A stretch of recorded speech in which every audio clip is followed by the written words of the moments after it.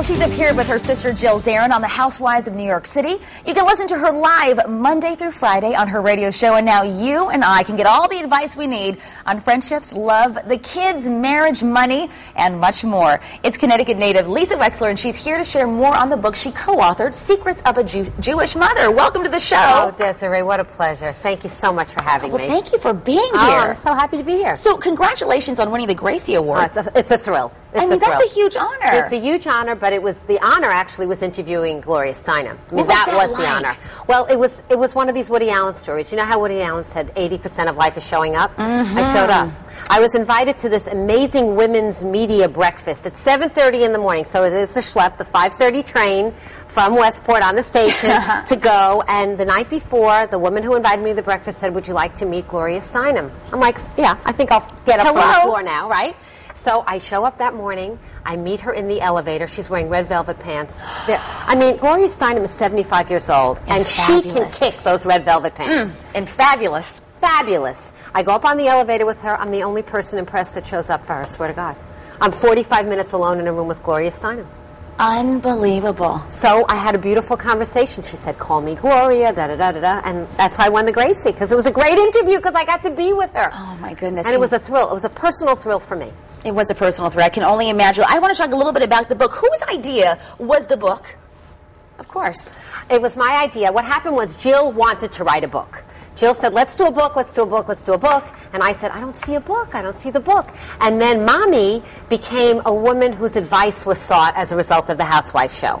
And all these fans were writing Mommy for advice. And I was in the shower one day, whence best, ideas come. And I said, "That's the book, Secrets of a Jewish Mother." That's it. You know, it's interesting when you watch The Housewives of New York City and you see your sister Jill Zarin, you see your mother. I saw you on there and you interviewing your sister and carrying on. Right. You were all so very close. We are. That's genuine. That's true. And why that title? Secrets of a Jewish Mother? Yes. Okay, I'll tell you why. Uh-oh. Because originally the title was Secrets of a Good Jewish Mother. Because I felt that the stereotype of a Jewish mother has been maligned in our culture.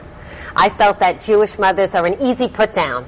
We're an easy, the dominating one, the interfering one, the tactless one, which, is true. Right. But it's not necessarily a bad thing. But it's not necessarily a bad thing because we build very strong families. But you very say real that connections. You say that being a Jewish mother means carrying yourself with a certain attitude that is not necessarily confrontational, but always assertive. Absolutely. And we believe that, and our mother definitely taught us that. And my father, too. Speak up. Do you have to actually, if you're not Jewish, can you embrace this truth? Are you kidding? What do you think, Desiree? This book was written for you. What do you think? Oh, I love her. Listen to her. Are you kidding? Absolutely. Because we believe in, frankly, a lot of it is about the power and independence of women. A lot of the lessons about money, education, and career are about establishing yourself in this world as an independent human being. So how did you do that, though, with your sister? Did you take pieces from Jill, take pieces from your mother, and then add your information in there? Here's what happened. We wanted this, first of all, we wanted a collaborative effort. There's no ghostwriter here. None. And I'm an attorney, and I take a lot of pride in the written work. So I was the captain of the ship when it came to writing. And we called it Context Framework Action. So let's say there's a chapter on money. And my mother always used to say, "He who payeth, saith." Okay? Money, power, and control in a marriage and a relationship. So we would talk about that. That's, let's say, the narrator, the third person. Okay. And then there are context. What is context? Stories. Jill's voice. She would write a story. She would email me her story about that. My mother and I. 3 voices. And then ask yourself this self-assessment, pause and reflect. So as you read the book, you have a chance to say, how did that apply in my life? How is that relevant to me? How close are you and your sister Jill? We have a little cute little picture that we have to show. Close. We are very supportive, very loyal, and my mother says we're opposite sides of a coin. This is a picture of you two here. How old were you there? I think in that picture, I'm teaching Jill how to ride a bike. We're 3.5 years apart, so I'm guessing she's 6 to 7 and I'm 9 to 10. Right? Wow. That's about what I look, isn't it? Yeah, absolutely. Like and that. Here you are with your mom. I know, that's a very snazzy dresser, and she's always so sassy. I love your mom. My mother is larger than life. She is truly the original drama queen. That is really Mommy. Anybody who watches her and has seen her on The Real Housewives of New York City, I mean, she really is very funny, very quirky, but very real. Totally real. There's no artifice at all in Mom. None. What was it like growing up in a household like that? It was a Neil Simon comedy, which is why my next project will have to be a sitcom. There's no question about it, because my father, okay, do you remember the odd couple, Oscar and Felix? Yes. Okay, so my father's Oscar. My father is Oscar. In fact, his business partner was totally Felix. And my mother is I Love Lucy. My mother was I Love Lucy, with the crying and the drama and the love and the laughing and so much love. But you know what's interesting is you and your sister does television. You really have your show, you know, the Lisa Wexler show. Is it all that you imagined it would be?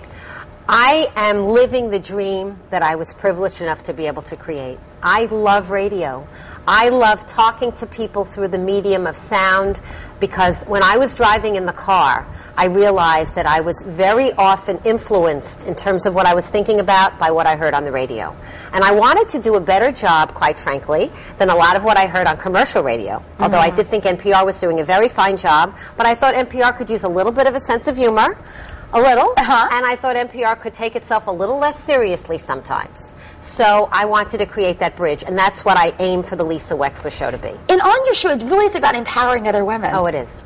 It is. Not only and always, but it's a constant theme. Yes. It is a constant theme. It is. So I have to ask you. Go ahead. What secrets do you have as a Jewish mother, because you have sons? I have a son and a daughter. A son and a daughter. Yes, and I do. Who's leaving to college? Someone's leaving to college, aren't they? Well, Joanna is 17. She's a junior. But Allie, I think you're thinking, they're only 5 months apart. Allie's a senior. Wow. And she's going to Sarah Lawrence next year. We're very proud of her. Empty nester. Look at the house is just going to be yours. My son is 22. He's in Northeastern. Wow. I know. You know, I'm not looking so forward to I really am very close to my daughter, Joanna, and I adore her. I'm going to miss her. So what words of advice do you have for moms out there that are getting ready to have their house empty? Oh, honestly, the words of advice: find a life. Oh, wow. Find a life of your own. It's not healthy for your children to feel burdened that you're the center of their existence, and they shouldn't be the center of yours. Unbelievable. Again, we want to really quickly mention you have got a book signing coming up. I do. Oh, we have a book signing coming up. We have May 6th at the Westport Country Playhouse. Very exciting, at noon. Locals for Locals, a wonderful event. You can find it on lisawexler.com. But on May 13th, we're doing a fabulous event. It's called Fusion Beauty. Medical Aesthetic Boutique. There are friends here. Dr. Goodkind, Katie Midgley. You're going to be with them. You're going to be in excellent hands. And R.J. Julia is supplying the books. And that's May 13th from 6 to 9 o'clock in Brantford. So we're thrilled about that, too.